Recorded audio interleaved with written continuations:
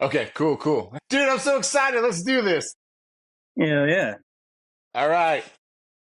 Everybody, welcome to Slap. Oh, that was a bad slap. Everybody, welcome to SlapSon. We got the man in the building getting some green. You feel me? Maybe some nicotine. I don't know. I don't care. It doesn't matter. We got the champ in the building. The champ is here. The champ is here. I saw him personally win that belt. Yes, I did. And so did my boy. He's part of this problem. He's part of the reason why we're in this whole fucking thing. Let's go, everybody. It doesn't matter what your name is. You can be Jewel. You can be Christopher. You can be somebody else. It doesn't matter. The champ is here. He's here to stay. PS10's coming up. Everybody, give it up for Babyface.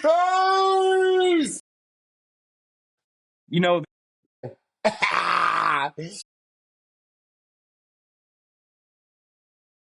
I did not know that you were at that event. You were at Power Slap 8 in the crowd? Yeah, dude. So let me tell you, I'm a big MMA nerd, and I saw that Paige Van Zant was making her debut through, one of the social media posts. And bro, I kid you not, I looked at my kid and I was like, "Hey, have you heard of this? Do you want to go?"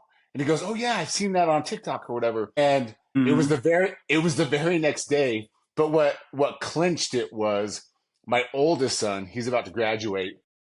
He's not that guy. Like, he's super dialed in, man. He's super, like, education's his thing. He speaks fluent Chinese. He's just not No what way. I would That's say. cool. Yeah, yeah. He's just not the stereotypical fight fan, I would say. But Right. but dude, he had heard of it. So I looked at my boy and I was like, "Hey, you want to go?" He's like, "Yeah." We bought tickets, drove down to Vegas. 7-hour drive, and we went to it, and we didn't know what to expect. But afterwards, I put it on YouTube. We got in the car, and my kid was like, "Dad, I want to start a podcast about this. This was awesome." And so that's it. That's it, dude. That's awesome. Honestly, I feel like there's probably been a handful of that I can think of that have people have started doing social media stuff because of, or it helped them start their social media posts and stuff because Power Slap, they're covering it and doing edits and whatnot. It's so cool to see. Yeah, dude, it's awesome. Speaking of social media, dude, your following is decent, a couple thousand people, but your views are crazy. You've got some sweet content.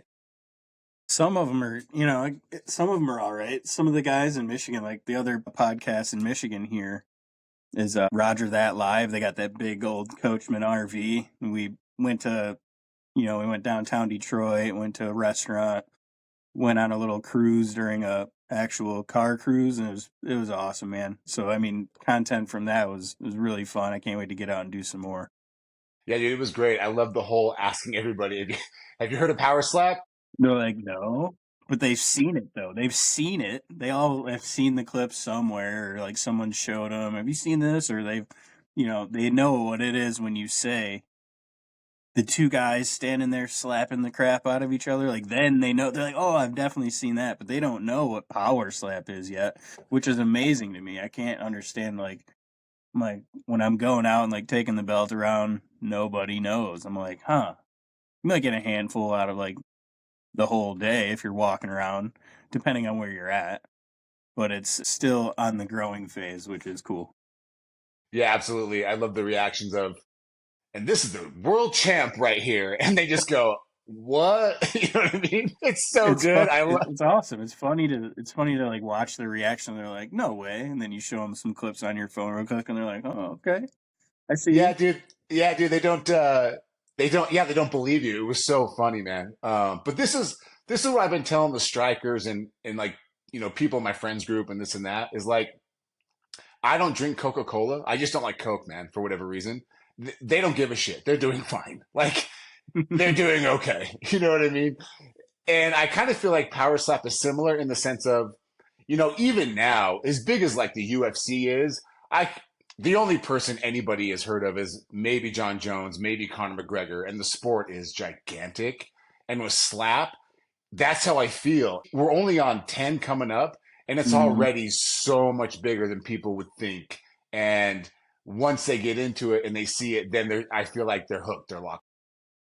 It's going to blow up as soon as we start going to different states. in the country, and like obviously overseas is awesome getting that exposure over there, and it's huge, and it's a huge sport in the East, Europe, and stuff like that. They love it over there, and it's a lot bigger than people think worldwide. So when we start going to different states, you know, Florida and Texas and all that, that's when we're going to really get local fans. When you have local to that state fighters fighting there, representing their state, and then people can go in there and bet on them. That's going to be huge. That's when it's going to grow, I think. No, I agree. It just needs more local eyeballs, not so much worldwide eyeballs online. Mm-hmm. You're right. Yeah, that's the local scene is where we're going to actually get fans, because I might run into that person at the gas station. You know, I've had people that happened to me a few times so far, that I've seen people at the gas station, and I got the belt in the back seat, and they're like, "Oh, I see you got this hoodie on or something." They're like, "You do power slap?" I'm like, "Yeah, I'm the champion." With the belt out, we take some pictures and, you know, high five, dap up, and they follow me on social media, and that's how I've been spreading it. You know, I've been trying to do it that way organically, so it's a slow process, but it's working. No, dude, grassroots is the best way. Like, you don't believe me? The belt's in my trunk, boy. It's right here. Like I got that thing. Yeah, it's fun. It's fun. Dude, I love that. So when they finally announce you and that belt goes across your shoulder, do you even know that's going on? Yeah, for sure. Yeah. That whole moment was so surreal. I like my whole family is in the crowd and everything. I'm like, you know, I was pointing to him thinking I didn't do enough to really get the win, you know what I'm saying? So I wasn't super confident I was going to get the W, and it happened. You know, I definitely put a good effort forward, my best effort. Damn close fight, you know, it could have went either way. Still, everyone's arguing about that one. That's why it's warranted that we run it right back, you know? Why not? Because it was that close. Someone's got to come out on top for real this time, so I'm ready. Yeah, 100%. It really is like there's enough drama behind it because of what happened before that I feel like people are really going to want to tune in to watch specifically this fight because there's so many different little idiosyncrasies from PS8 and how that belt turned and this and that. Dude, it could have gone either way, but you've got this chance to, yeah, to light it up. Right. And the same goes for him too, you know. He has a chance to prove that, all right, that was mine, and it was a fluke that he got it in the first place, blah blah blah. You know, that's obviously his storyline. So going into this one, all I have to do is prove to everybody that I deserve it, you know. It'll happen. Dude, I love it. And no matter what happens, I mean, every combat sport's like a trilogy. Every combat sport's like to run it Yeah. back. Do you know what I mean? It's half the Right. fun, So man. and then there's that on the back end too, is obviously if it's a nice close match again, and it could have went either way again, but he got it, you know, trilogy for sure. Yeah, it totally could. I mean, you look at like Pacquiao and that one guy, they fought fucking 5 times or something, and everybody tuned in. You know what I mean? And if it's a good fight, people want to watch it. That's another selling factor, is like, all right, these guys are doing it by the book, fighting by the rules. You know, there's no fouls. It's not really, no one's getting hurt, but it's competitive as all heck. This is the top of the weight class for a reason. So having that fight definitely is good for the sport, I think. Yeah, I agree. It totally is. Anything to get those eyeballs is the best thing, right? So Mhm. leading up to the fight, honestly, walk me through the week leading up to it. Do you fly in on like a Monday or Wednesday? I know there's like media and things like that. Right. So I think I fly in Tuesday morning. I'll leave here like 9 a.m. and get there 10 or something. And then we do media that day. We'll do signing of the posters for the fight. You know, you got your numbered ones that are signed by all the fighters. Pictures if they need to get updated or they're done that day. And then we do like an interview with Bisbing and Dan Helly, Charlie the day after. That might be like Wednesday. If you have to cut weight, you can go cut weight during the daytime and whatnot. Thursdays weigh-ins, and then Friday is fight day. So So is that go ahead. I was just gonna say, so it sounds I mean, I'm not going through it, but it sounds pretty laid out and chill. Is that the Yeah, case? yeah. Okay. So there's things that have to get done the team has been doing this for so long. It's the same UFC team that runs all their shows, and so they're conditioned, experienced. They know what they need to get done. Everything's written down on a clipboard. Everyone's assigned to one or two things that they make sure that person gets their shit done. And it's really, really organized. It's really cool to see a well-oiled machine like that just run. And when things go awry, how quickly they problem solve and handle their situations is, you're like, all right, they're professionals for a reason. This is really, really awesome to see it. Yeah, I can't imagine the earlier days with that group of people trying to figure stuff out, like guys not showing up or guys missing weight and everything's new. So I can't. It's got to be so nice that they've kind of seen it all, and they can just kind of funnel you guys in to do what you need to do to get prepared. I Mm. gotta ask, just because when I was young, bro, like little kid growing up, I was obsessed with autographs and like trading cards and like things like that. Were you like that as a kid? And if you were or you weren't, I want to know what's it like when they first sit you down with that stack of posters and then they hand you that marker and you're just like, yeah, dude, like, is that like an arrived moment?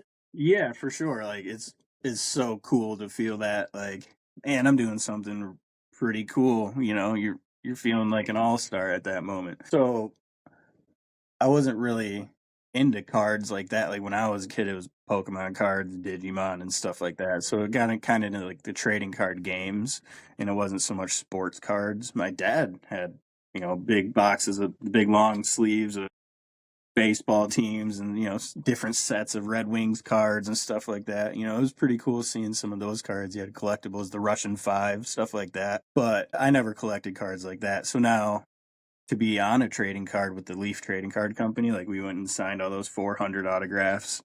Yeah, I saw clips of that, That was man. that was gnarly. Like you ain't never. I've done writing in school. Like you get punished in school and have to write pages. Like it's kind of like the same thing. So you're like, oh, this brings back terrible memories. It's really funny. Dude, I love that. Yeah, maybe there's a dark side to it where it's like, oh shit, what did I do? I'm in trouble. Your hand, I mean, it's definitely like your hand isn't conditioned for that unless you're writing all the time or working with your hands like real fine, that little signature. And if you try to make them look nice because it's your trading cards, obviously, I sat there and like 3, 4 people had sat down and got up because they were done while I'm sitting there.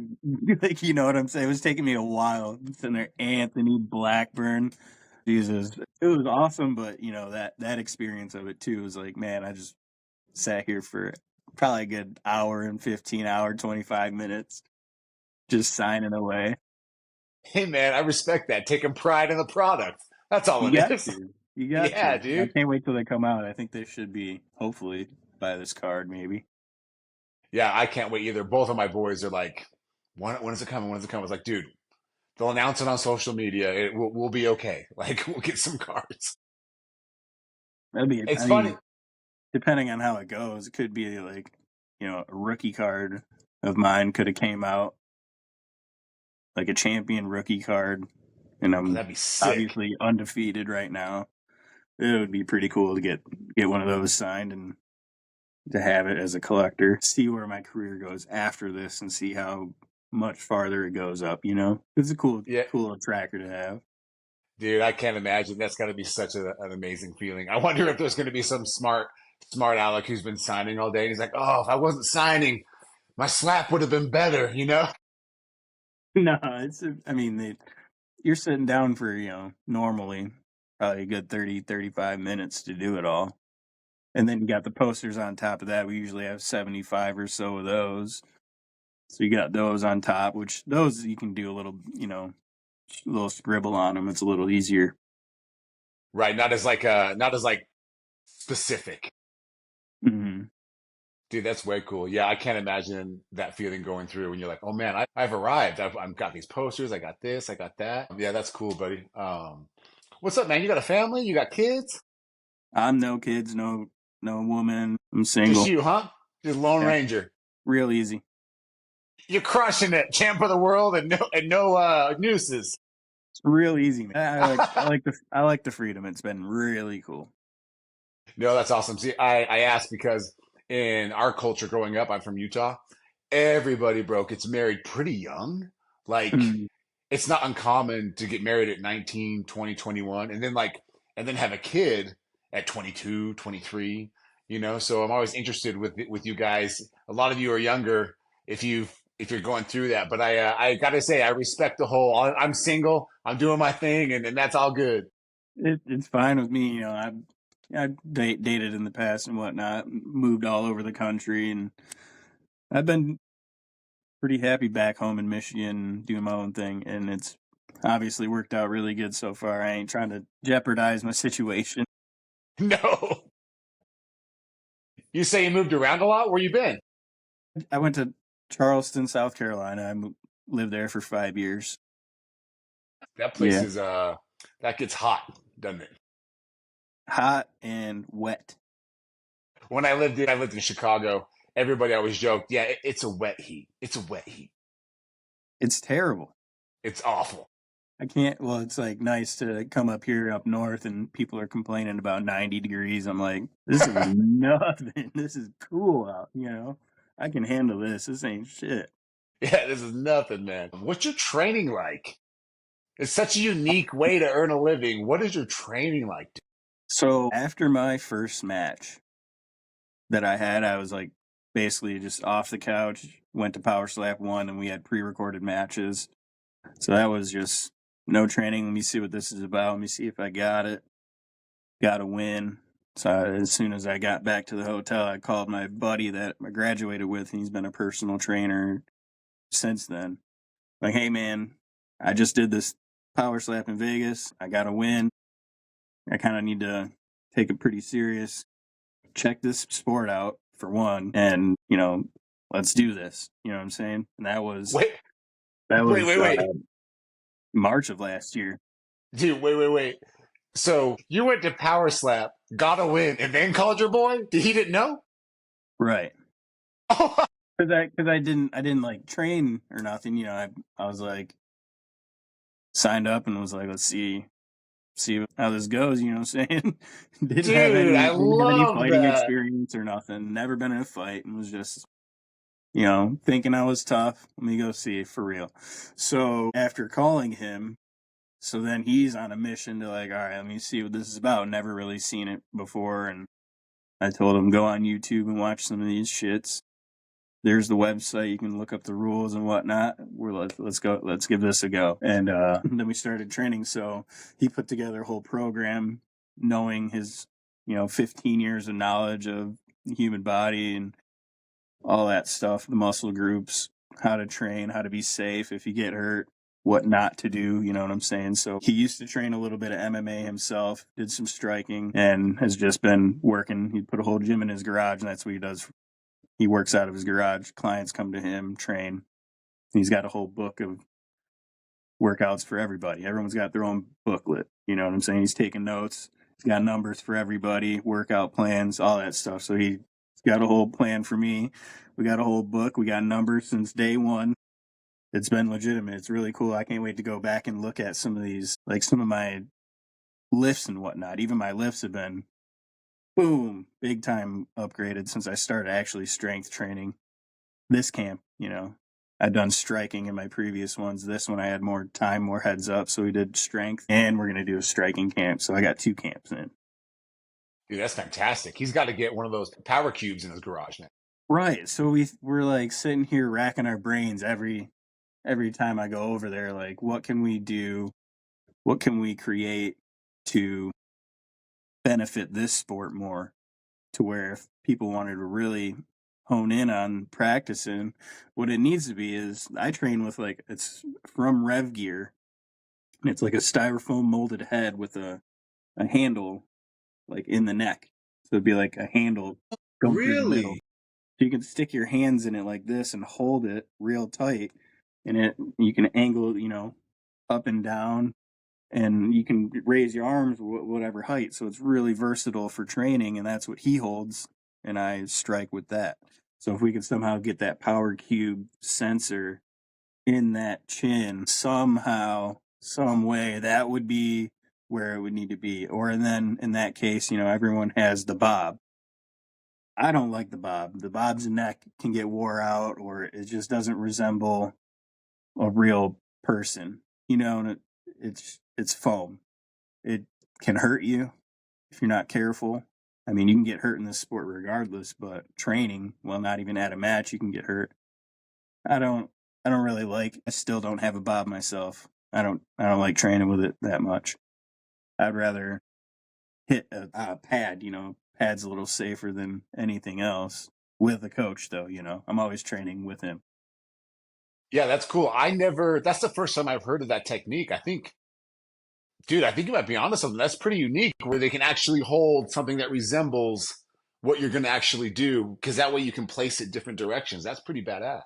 And then it goes to like, all right, so I can warm up to going 100% strike, and he can either be real relaxed and loose and not give me resistance, or he can really hold that mother, and I'll hit it and it'll resemble someone really flexing and bracing. So it's really versatile when it comes to training in that sense. You can work up to a more progressive load. So you're not injuring yourself. You're not going 100% off the rip and blowing your elbow out or something like. And Yeah, I've and gotten hurt training too. Like I've gotten hurt doing the same training that I'm talking about. Before the KO Chris match, I pulled my whole forearm. whoa. What does that feel like? Is it like electricity that shoots to your elbow? Right, like a sharp, sharp, wincing pain. You're like, oh, I'm done with that for the for the time being. Like I had probably 2 weeks till we had our match, and I was like, I'm not striking until that night. You know, That's crazy. What goes through your head when you're like, I got I this knew thing I'd be going all right. on? I knew I'd be Okay, all okay. right. Like it wasn't super severe. It was just really, really tender when I stretched it. So I knew I took some time, iced it down, didn't really work it too much, and then it recover enough to be able to get through the match. No, I really do like that technique. I haven't heard that before. That's cool, man. And if you could take that sensor out, like you're saying, and put it into that Rev Gear head, I think you got a website going, bro. I think you should start selling that shit. Need to partner up and get something going. So yeah, I mean, there's definitely techniques that are yet to be discovered in this brand new sport. That obviously it's been a competition for longer than it's been an official sport for power slap as that goes. But you know, there's going to be new up and coming guys from different parts of the world that bring different techniques, and that's what's going to be really intriguing to me is finding these super unique strikers from all over and bringing them in and seeing what they got. I can't wait to go overseas myself. Like Abu Dhabi it looked awesome. Dude, that would have been such a cool thing to go experience that. They got to go back soon. It looked so fun. They're riding camels and they went to SeaWorld and Ferrari World. That fucking owl thing that everyone was like, you know what I mean? Yeah, it was big old, it looked like a hawk. The It was hawk. big, right? Huge. No, I think you're right. Seeing different, techniques around the globe is going to change the game. Because like right now, you see a lot of people with like the pool noodles kind of smacking and things like that. But here's what I think people aren't saying out loud, at least, or thinking about as fans. When it comes down to, there's been a lot of talk about pivoting lately, instant replay, flinching, things like that. And I get that. But when it comes to the flinching, most of these guys, especially if they come with an MMA background, they're taught not to get hit and stand there. So I think Yeah. there's a curve, right? Well, you can be conditioned in your brain. Imagine you're training MMA and boxing for 10 years. That's 10 years. That's ingrained in your brain. That's like, can't forget how to ride a bike type deal. So if something's coming at you, it's almost like even that little reaction is enough for the judge to see on a replay. And sometimes it's even worse than that. Sometimes you get a little shoulder movement and they call something. So you never really, you never know how someone's going to react having that experience. You have to see it for the first, they have to have a couple matches in or, one good fight in to see how they're going to react. Yeah, for sure. I think And I think where I was going with that is like for someone like you who claim, I just got off the couch to try this thing and I got to win and here I am. I'm the freaking champ. It could be almost an advantage that like your instinct is to just stay planted and take it. Well, yeah, it's always just like following directions, I guess, is just ingrained in my brain, you know. Thanks, Dad. So Shout out to dad. that's what I attribute it to, is just, following the rules and having that no fighting experience and just having the mindset of going into this sport as, all right, this is power slap. After that first initial slap that I wasn't tensed up and didn't brace, then I figured out right away, like, all right, need to brace, need to eat it actually. Don't need to be getting my head rocked all the way sideways. My brain moves violently and you get your lights shut off. I don't need that to happen. Brace, tense up, learn that off after one slap, and then it's been pretty much trying to perfect that technique ever since. Yeah, you read my mind a little bit. I was going to ask, so it's better to sort of tense up a little bit and not flail as opposed to going with the slap as soon as it touches you. Does that make sense? Yeah, so when you try to take some of that impact off and you meet with it and then like you try to brush it off. I haven't tried that yet in my career just because I don't want to get called for flinching. I don't want to have that close of a call. I don't want to risk it. So I'm just going to do my thing and brace and eat it, is my thoughts behind that. You can roll with it, and I'm sure you take less damage. But how does it also look in the judge's eyes when your head's going, it's got to look different in their eyes, and they're not the ones up here getting slapped, but they're judging. Right, right, dude.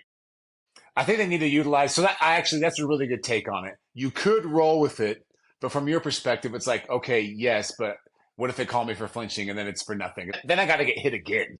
Right. I'm not trying to every time someone's lining up to slap you, that could be, then you wake up on the floor and there's lights in your eyes and the doctor's like, every time it could be that. That's how you have to look at it. So you want to take as least of those opportunities as possible. Yeah, couldn't agree more. I mean, I love watching it evolve. I mean, literally, it feels like every month there's a new like insight or rule or something to make it better and cleaner and safer. And I think that's part of it is learning how to take that and knowing that you're being judged on that and doing that correctly. I think that's real. Yeah, you have to, because if you're not progressing, and everyone's gonna complain, obviously you're always gonna have people complaining that, calls get missed, or things change and people aren't really 100% sure on what the rules that are being enforced, or what the stipulations are, the threshold of how far can your foot pivot, or how high can your heel come off. That's all. Or how, what's the variation of degrees that you can turn your head a little bit before it's called a flinch, or how, what's the threshold of all these is what people get mad at. So kind of changing the rules up and establishing these thresholds, I think, is going to definitely make the sport progress, and it'll make the fighters have something more to work off of. I think, in my opinion, they'll be able to hone in on what they need to do and what they can get away with, so that there's no question of it. Yeah, I agree. It's for me, what I look at when we watch the matches is yes, how high can that heel come up on the pivot? Because sometimes it looks obvious, they don't call it. Other times it doesn't look so obvious and they call it. So that is an interesting problem, right? Because isn't the idea for everyone who's listening to this and watching, it's not about going up there and just winding up and just trying to, you want to take them out, but there's a structure to it. So it's like, how do they make sure that feet is, the feet are planted and you still get the power? That's interesting, right? That's all. It's practice and in technique. There's obviously you can't go up there and haul off and throw 100%. That's what's raising your heel up. That's just the momentum and force of your body going that way, your heel is going to come up. That's just how it goes. So you dial in where you need to be as far as swinging as hard as you can, putting the power in the right place, in the right spot. You got to hit the button, as hard as you can, fast, with good power, good technique, feet on the ground. That's where the training comes in for me anyways. I am able to do this with my coach. I film it with my phone. I film every set when I'm striking, and I watch it back with him, and we analyze right on the spot during the set, like in between, during the rest period, So that's what I think benefits a lot, is having someone's eyes on it beside yourself. You have that constructive criticism that you wouldn't give yourself all the time, you know what I'm saying? Just having another set of eyes on it makes a huge difference. Yeah, I agree. It also speaks to how important the measure is. Dude, I gotta ask, at PS10, you get up there, you do your thing, whether it's one and done or it's just a grudge match, you go all rounds or whatever. But I gotta know, man, if it goes the way we want it to go, what do you say on that mic? Are you leveraging that moment and calling out people, or doing or like, what is that mic moment like when you get the win? I'm definitely gonna put my case in that I want to coach, get me out there in Saudi coaching. That would be cool. I want to go That'd be overseas. I got my, awesome. they can go get this on the rush for no reason. You know what I'm saying? So I'd The like to man's use got it. it with him. It'd be cool, get some champ perks, take the belt over there and spread the sport, get people to know me and spread my following a little bit. It would be really fun to get in that position of either, coaching during the season 4 or going out to Saudi, maybe coaching that card, just something like that, something in those categories. Right. So something that just sort of elevates the moment, and also you as the champ. Right. That's what I need. I need some little push, a little more exposure inside the sport with the sport. You know what I'm saying? So being on the TV show or on a card overseas as a coach, it really, it'd be beneficial, I think, and I'd have a good impact. Yeah, I mean, you can't argue with that. The champ should be the coach. Let's be honest. The champ should be the coach. Mm-hmm. So that's inside the sport. Do you want this whole power slap thing and being world champ? Do you want that to help elevate things outside the sport, and that can help you hit those goals, or is it just all within the sport? You want to focus on that? So right now it's I'm all in on power slap. I'm not really focused on anything else as much. Just doing my thing outside. I lay low as much as I can and pop out and spread power slap when I do get the chance, and then Dude, I love that. And all that will come back to you, right? Like the more you help grow the sport, the more it's just going to come back to you, especially in the position you're in. So I love that. I love it. The Heat's coming December 6th, everybody. Have you talked to your opponent at all? Do you guys chatter back and forth or no? yeah, like we hung out when we did media in Vegas, and we got to go to the Contender Series, which was really cool. Oh, I'm jealous. That is Really cool. cool. Yeah, that was awesome. So we hung out, for the couple days while we did media. Like, as soon as I got there, as soon as I got in my hotel, he's hit me up like, "Where are you at?" And I sent him my room. He popped right in. I'm like, "All right, let's go get some tacos." Hell You yeah, know, dude. Hell yeah. we're cool, and it's not no malicious feelings or anything like that. Obviously there's gonna be I want my belt back type feelings, but it's nothing. It was nothing where like we couldn't hang out and be cool. Yeah, I love that. That seems to be a theme in the sport, man. It's like, for the most part, everyone kind of gets along. Then there's like 3 to 5 minutes of hell. But then when it's over, it's all good again. I love that about the sport, man.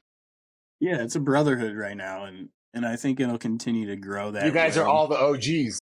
Yeah, and it's happening in waves too. You're seeing it like the season 1 guys were a whole group, season 2 guys were a whole group. Now the season 3 guys, a whole new group, and it's gonna keep on.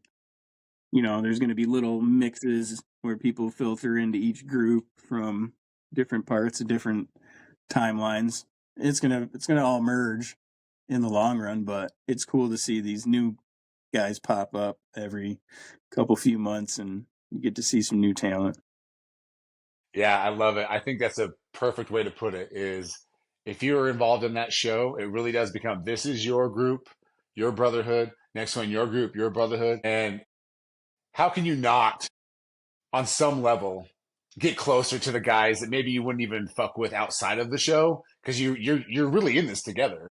Right, you're going like for us is Power Slap One pre-recorded matches. All the guys that I'm friends with now, we got group chats. You all are going to Vegas. Some guys for the first time. It was my second time ever going, so I had a little bit of experience, but we didn't know what to expect. You're taking a plane that someone else provided the ticket for. They have all your information. It was kind of a weird experience going through it for the first time, but now after, it's the safest, coolest experience every time. You're just feeling like an all-star. It's really, really fun. Dude, I love it. Well, before we let you go, you kind of touched on it just now. I really am curious, how did you find the sport? Because there's been so many people that there's been a couple strikers, bro, that they didn't know what they were getting into actually until they showed up and they're like, "Oh, by the way, Dana White owns this." Right. That's wild to me. So I had seen obviously Slap Fight Championship, Wolverine and DeBell over there, Darius the Destroyer. I'd seen those guys competing over there, and that saw those clips on YouTube. Saw Dumpling on YouTube from years and years ago. You know what I'm saying? The Crazy Hawaiian when he fought overseas. I watched all those. Just somehow in my feed. I like MMA, so it popped up, and I was scrolling on Facebook one Saturday, and it like came through as an ad, like Power Slap. You think you got what it takes? Sign up here. Click the button. Took 3 minutes to put my information in. Click submit, and that was, I applied, right? So then I made a post on Facebook bragging about it, like, "Oh, I just signed up for Power Slap. What are you guys doing?" Not thinking that they were gonna call me at all or anything like that. So then they ended up emailing me while I was at work, and it was like UFC header on it and all that stuff. I'm like, "Oh, this is legitimate, cool." And started emailing back and forth, got more information, went and did medicals before, got all that taken care of, and then flew out in March and fought. And then the rest is history now. Wow. Particularly you guys early on, the stories are crazy, dude. Just like, Yeah. oh yeah, I was at the grocery store and then this number popped up. I didn't recognize it. And then the next day I was on a plane to go for Power Slap. Well, now imagine Dana is right and says, you're gonna get collegiate athletes that didn't get signed in the NFL and stuff like that. There's going to be guys that could be playing XFL football come over and, imagine an elite wide receiver that's over 6 foot slapping at 170 pounds, just cut up and ripped. That guy might cause some problems, but Yeah, that's also not happened yet. right. There's still someone needs to break that barrier for sure. I think the closest we've got is I saw a clip of Crazy knocking out Larry Wheels. I think that's the closest we've got to like somebody like that. That was wild too, seeing Larry Wheels get slapped by Crazy. When I watched it for the first time, it was like 11 o'clock at night. And I just go, fuck. And my wife comes in, she's like, what? What? I'm like, oh, sorry, baby. I was just watching clips. Something seriously wrong when that. She's like, our house is getting broken into or something. I just watched Larry It's Wills okay. die. Well, brother, thank you so much for coming on, man. I don't want to keep you any longer. You've been so generous with your time, but it's coming up. PS10. So where can people find you and watch the lead up and see you do your thing? Babyface Slap on Instagram, Anthony Blackburn on Facebook. I'll be doing more podcasts and whatnot coming up to the event leading up. I'm sure we'll probably get at it after it again too. So yeah, thanks for having me on. I appreciate it, man. Have a good day.